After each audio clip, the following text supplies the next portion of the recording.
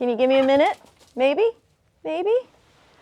I had always planned to make videos introducing each of the farm animals, and I've been a bit lazy in doing that with the chickens because, well, there's way more of them than any of the other animals. But the world lost a very special person this month, an artistic man who was incredibly influential in my life, and not just in my artistic endeavors. So much so that my chickens and their home will remind me of him for the rest of their existence.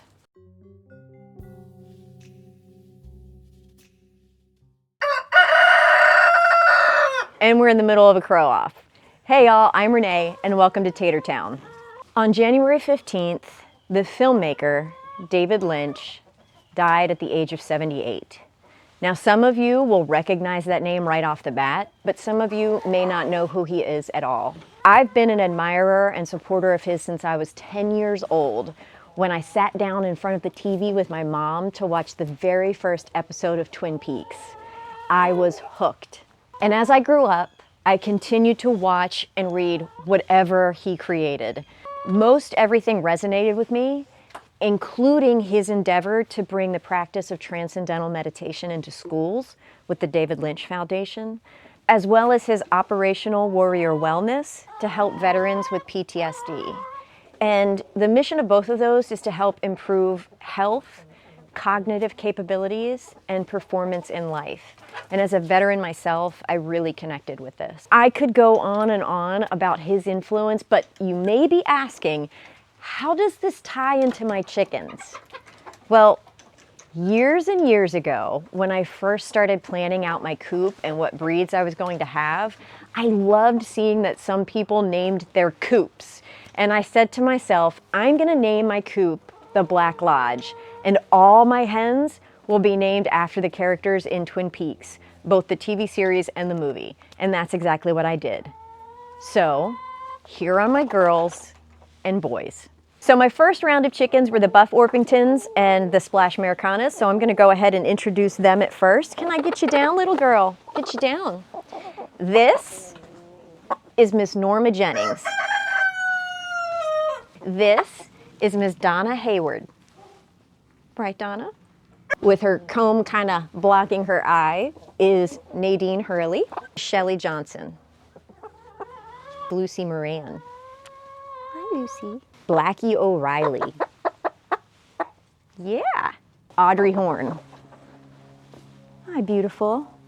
This is Lil. She's even got a blue band to represent the blue rose. Margaret Lannerman, also known as the Log Lady, but we just call her Margaret or Maggie for short. Annie Blackburn. Right, Annie Banani?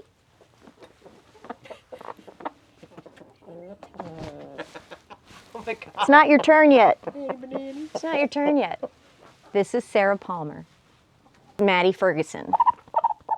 This sweetheart is Diane Evans. Josie Packard. Hi, Josie. Catherine Martell. This teeny little girl, she was born in summer. This is Ronette Pulaski, or Ronnie. This little girl is Irene, and she works at Hap's Diner. Hi. Hi, Irene. This is Sid. This little boy, who was supposed to be a hen, is Agent Dennis/Denise Bryson. He is named after the David Duchovny character that comes in season 2. And he was supposed to be a hen, like I said, and about 4 weeks into it, he had a prominent comb, and I was like, well, I guess he's gonna be Agent Bryson. So we just call him Bryson for short. You gonna get down now? Or are you just gonna stay? Now you don't wanna get down. This guy I actually thought was a female, and then realized he was a cockerel. But he looked so much like an owl when he was born because he had a gray body and this bright yellow face. So I named him Snina, which is the Salish word for the great horned owl. Chet, I'm gonna get you. Oh, or you're gonna get me, either way. And this beautiful boy, who's also a teenager right now, is Agent Chet Desmond. Call him Chet. Hi, buddy. I will say that their personalities are pretty spot on to the characters. I typically wait to name each chicken until they show me some of their personality so I can align it with whoever I think their character best represents them. Hi Norma. The only thing I haven't done yet is design and build a sign for the coop, but I will get there, hopefully sooner than later. I wanted to share my gratitude for having such a positive impact in my life. And I'm thankful that every time I sit and enjoy the company of my chickens, I can smile and think of him as well. So thank you, and Godspeed, Mr. Lynch. And so you just stay alert, do your work, don't worry about the world going by. It doesn't mean that you can sit around and not do anything.